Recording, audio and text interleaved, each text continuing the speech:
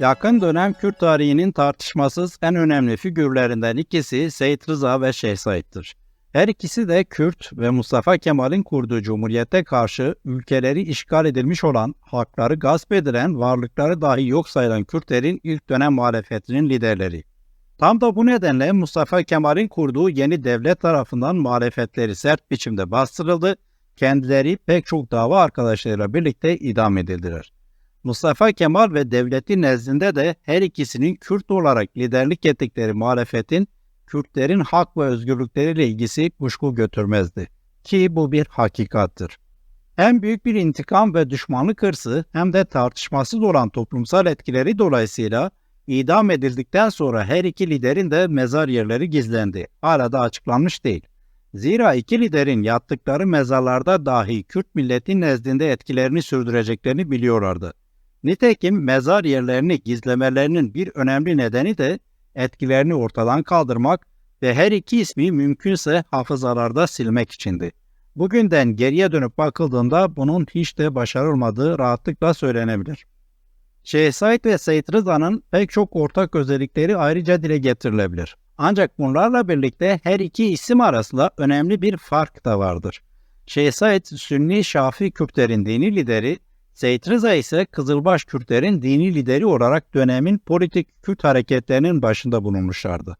Her ikisinin liderlik ettiği muhalefetin etki sahası ve hatta Mustafa Kemal'in Ceberut rejimiyle yaşadıkları çarpışma alanları, hitap ettikleri toplumsal kesimlerin sınırlarıyla, bir diğer ifadeyle Sünniler ile Kızılbaşların yaşadıkları alanlarla örtüşüyordu.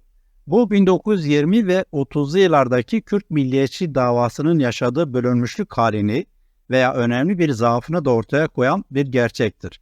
Ve esasında bu iki ismin liderlik ettiği muhalif hareketlerle de sınırlı değildi.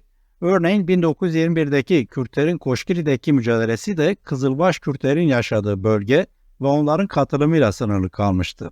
1926-1930 aralığındaki Ağrı Dağı isyanı da Sünni Şafii Kürtlerin yaşadığı yerler ve onların katılımıyla sınırlıydı.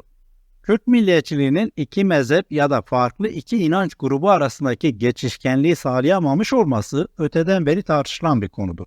Dikkat çektiğim hareketlerin veya isyanların söz konusu oldukları dönemlerde de Kürt milliyetçilerinin bu tür engellerin farkında oldukları söylenebilir.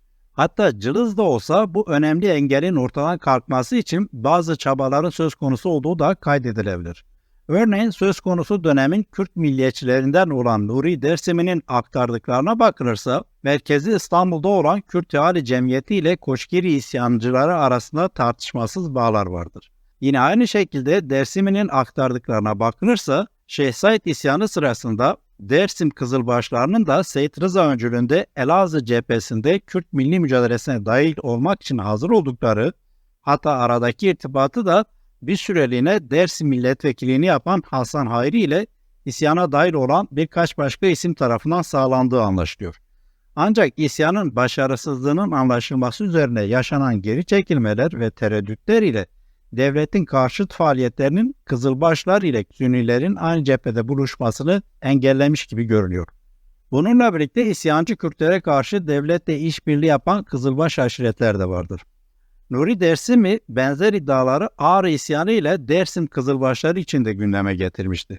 Hatta ona göre Seyit Rıza 1930'da Ağrı'daki isyancılara destek vermek için Erzurum ve Erzincan civarında Türk güçlerine karşı taarruza başlamıştı. Ancak sonuç Ağrı isyanı gibi pek parlak olmamıştı. Dönemin bir diğer Kürt milliyetçisi Osman Sevri de Ağrı isyanını örgütleyen Hoybun Cemiyeti ile Dersim Kızılbaşların lideri Seyit Rıza arasında bazı temasların kurulmak istendiğini, ancak bunun başarısızlıkla sonuçlandığını aktarıyor. Bu arada mutlaka hatırlanması gereken önemli bir gelişme var.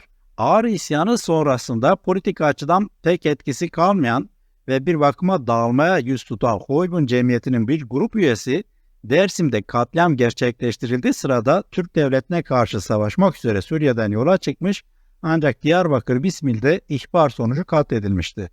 Bu grubun en bilinen üyelerinden biri de Şeyh Said'in kardeşi Şeyh Abdurrahim'dir.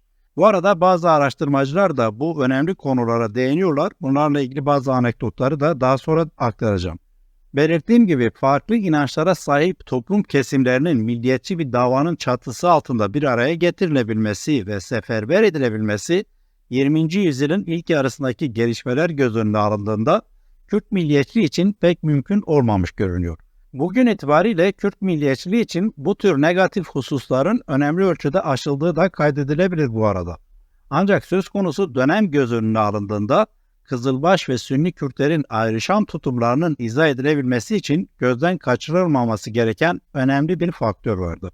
En nihayetinde gerek Dersim'de, gerek Koşkiri'de, gerek Palu ve Diyarbakır'da, gerekse de Ağrı'da olup bitenlerin tamamı Türk devleti nezdinde Kürtlükle ilgiliydi. Her ne kadar propaganda veya resmi söylemde başka türlü izahlar getirmişse de Türkiye Cumhuriyeti yetkililerinin olup bitenlere dair bazı konuşmalarına, raporlarına, iç yazışmalarına vesaire bakıldığında Kızılbaş da olsa, Sünni de olsa isyan edenlerin veya zulme karşı direnenlerin Kürt olduklarını ve Kürtlük davası güttüklerini hiç de inkar etmedikleri görülebilir. Bu dili daha ziyade kendi içinde kullanan devletin öbür yandan çok daha belirgin ve etkili biçimde başka bir dış dil kullandığı söylenebilir. Seyit Rıza ve Şeyh Said konusunda da devletin pek çok propaganda yöntemi ve söylemi söz konusuydu. Şeyh Said isyanı olduğu dönemde devletin Kızılbaş Kürtleri cepheden uzak tutmak için epey çabaladığı belirtilebilir. Şeyh Said isyanının gerici, irticai, İslamcı bir kalkışma olduğu, isyancıların kafir kabul ettikleri Alevileri de katledecekleri ve benzeri söylemler ya da Dersimlerin, Zazaların ve Alevlerin Kürt olmadıkları iddiası vesaire. Bu tür propaganda söylemleri çoğaltılabilir. Burada önemli olan husus şu: devlet Kürtlerin Cumhuriyet'in ilk yıllarındaki hak ve özgürlük mücadelesiyle baş edebilmek için tipik böl yönet siyasetini de diğer bütün ceberut yöntemlerle eş zamanlı olarak devreye koymuştu. Dersimli Aleviler ile Sünni Kürtler arasında inanç farklılığından kaynaklandığı görülen ayrışmanın tek değilse de muhtemelen en önemli nedenlerinden biri bizzat devletin bu siyasetiydi. Çok uzatmadan Kürtler için önemleri ve konumları tartışmasız olan Seyit Rıza ve Şeyh Said hakkında ortaya atılmış ve elbette devlet kaynaklı olduğu açık olan tipik bir propaganda hikayesini paylaşmak istiyorum. Birazdan aktaracağım üzere bu safsata ile bu kez bizzat Şeyh Said ile Seyit Rıza karşı karşıya getiriliyor. Bu hikayeye oldukça haklı ve makul biçimde itiraz eden isimlerden biri de Alevi kimliğiyle bilinen yazar Nesimi Aday'dır. Aday'a göre hikayenin aslı ve gayesi şöyledir. Biraz uzun olacak ama olduğu gibi Nesimi Aday'dan aktaracağım. Şöyle anlatıyor. Alevi kamuoyunu yıllardır meşgul eden bir istihbarat hikayesi var. Kulaktan kulağa anlatılan bu söylencenin bugüne kadar hiçbir kanıtı bulunamadı.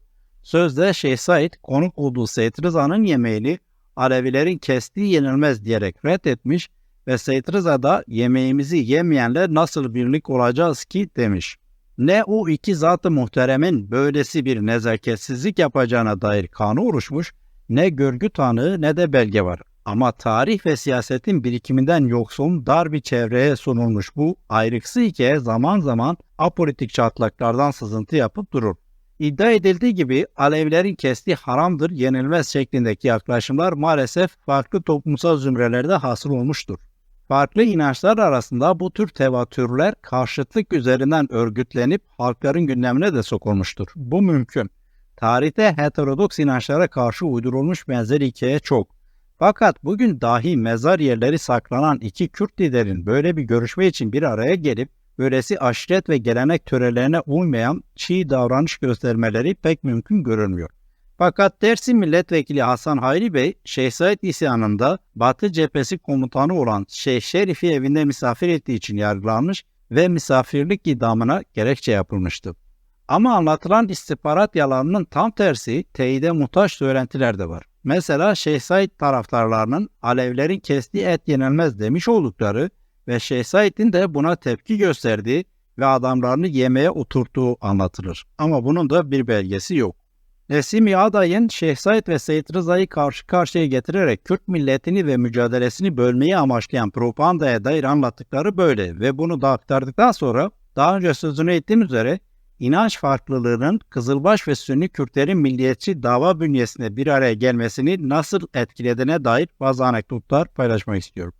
Kendisi de Kızılbaş Kürt olan ve 20. yüzyılın ilk yarısında yaşamış önemli Kürt milliyetçileri arasında kabul edilen Nuri Dersimi, Örneğin Kürt Teali Cemiyeti yetkililerinin Alevi Kürtlerin Koşkiri isyanına ilgisiz kaldığını aktarmıştı.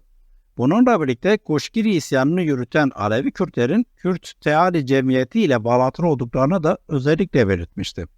Öbür yandan Nuri Dersimi, Cumhuriyet'in ilk yıllarında Kızılbaş Kürtler mücadele ederken Sünni Kürtler mücadele ederken de Kızılbaş Kürtlerin ilgisiz kaldığını yazmıştı. Bunun en tipik örneklerinden biri olarak da Şeyh Said isyanı sırasında yaşananlara işaret ediyor.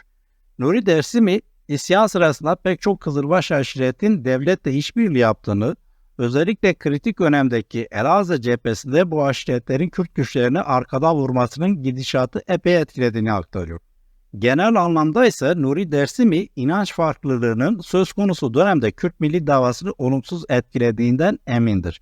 Ve örneğin Koşkili'deki isyanın başarısızlığına etki eden faktörleri sıralarken bir tanesini şöyle izah ediyor. Din ve mezhep itilafları dolayısıyla Kürtler arasında mevcut itimatsızlığı izareye muktedir münevver kütle henüz matlup bir yekuna bağlı olmamıştı. Daha sade bir ifadeyle, yani din ve mezhep farklılığını milli dava açısından engel olmaktan çıkarabilecek aydın sayısının veya bilincin yeterli derecede olmadığını söz konusu dönem itibariyle ileri sürüyor Nuri Dersimi. Buna rağmen Dersimi'nin Ağrı isyanı için ileri sürdükleri ise dikkate değerdir. Söz konusu dönemde Seyit Rıza'nın yanında olduğunu, hatta onu ikna ettiğini ve böylece Seyit Rıza'ya bağlı güçlerin Ağrı isyanına destek vermek amacıyla 1930'da Erzurum ve Erzincan cephelerinde taarruza geçtiğini ve Türk devletine önemli zayiatlar verdiğini ileri sürüyor. Ancak bu girişimler de Ağrı isyanı gibi sonuçsuz kalmıştı. Kısa ömründe Kürt davasına 1960'lı yıllar itibariyle önemli etkilerde bulunmuş isimlerden olan Dersimli Kızılbaş Doktor Said Kırmızı Toprak'ın, diğer adıyla Doktor Şeva'nın, Dersim Kürtleri ile Şeyh Said isyanı hakkında ileri sürdükleri ise epey çarpıcıdır. Ona göre Şeyh Said isyanı sırasında Dersim Alevilerinin doğrudan katkısı söz konusudur. Şöyle diyor: Dersim'in öteden beri Kürt milli değerlerini hassasiyetle korumakla ün yapmış Koçan aşiretinin direnme ihtilaline fiilen katılmaları ve Seyit Rıza ile diğer Alevi Kürt aşiretlerinin de Şeyh Said kuvvetlerinin kuzeyini emniyete almaları 1925 hareketinin genişliğini ve Kürt milli birliğini aksettiren en müşahhas tarihi delillerdir. Yazar Erdal Gezik'in araştırması ise pek benzer sonuçlar ortaya koymuyor. Erdal Gezik'e göre Şeyh Said isyanının esas planlayıcısı ve Azadi Cemiyeti'nin lideri Cibranlı Miralay Halit Bey, başında bulunduğu Hamidiye Alayı ile 1. Dünya Savaşı sırasında Doğu cephesinde Osmanlı'nın ya da hilafetin yanında savaşıp önemli işler yapmıştır.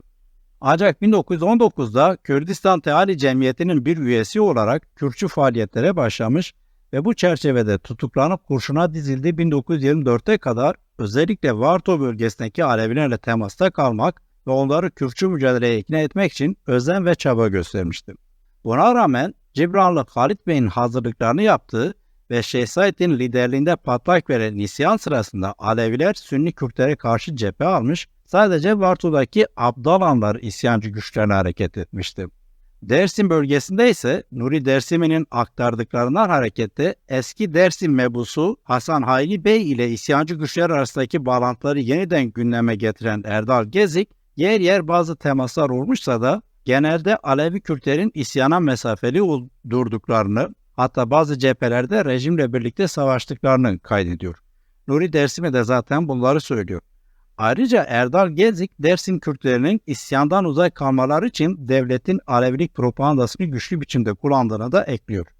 Bütün bunlarla birlikte Erdal Gezik, Alevi ve Sünni Kürtler arası dinsel kutuplaşmanın tarihsel zemini ve yayılımının şimdiye kadar sanılanın aksine o denli mutlak ve geneli kapsayacak seviyede olmadığını belirtiyor ve bunun bir nedeni olarak da şunları ileri sürüyor.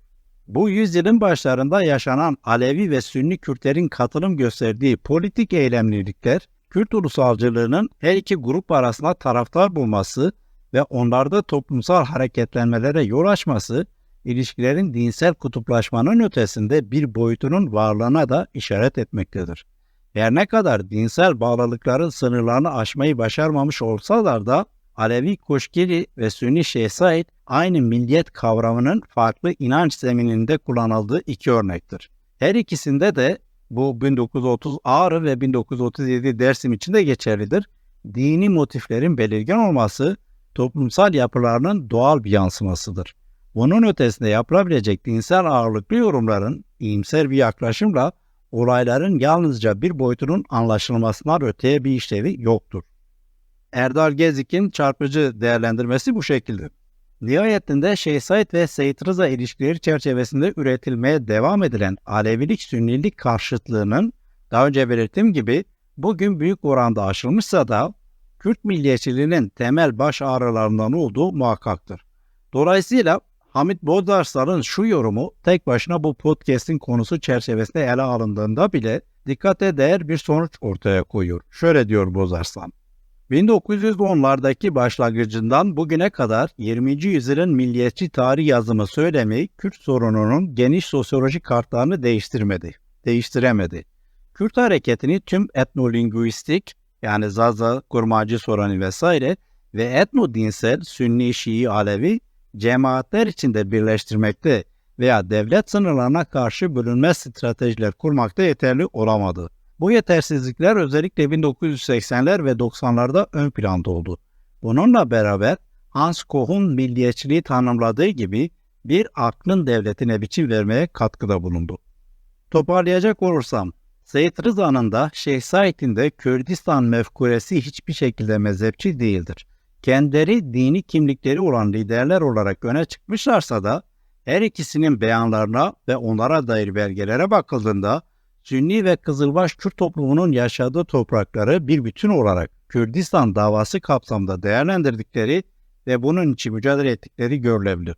Bugün olup bitenlere bakıldığında ise en azından burada isimleri zikredilenlerin tarihsel çabalarının sonucu olarak bütün inanç farklılıklarıyla birlikte Kürtlerin milliyetçi davasının sürdüğünü ve Seyyid Rıza ile Şeyh Said'in bu davanın sönmeyen yıldızlar olduğunu belirtmek lazım.